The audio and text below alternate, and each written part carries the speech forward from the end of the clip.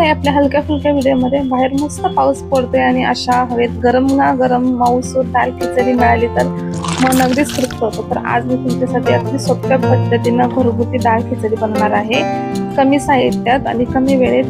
चला तर व्हिडिओला सुरुवात करूयात.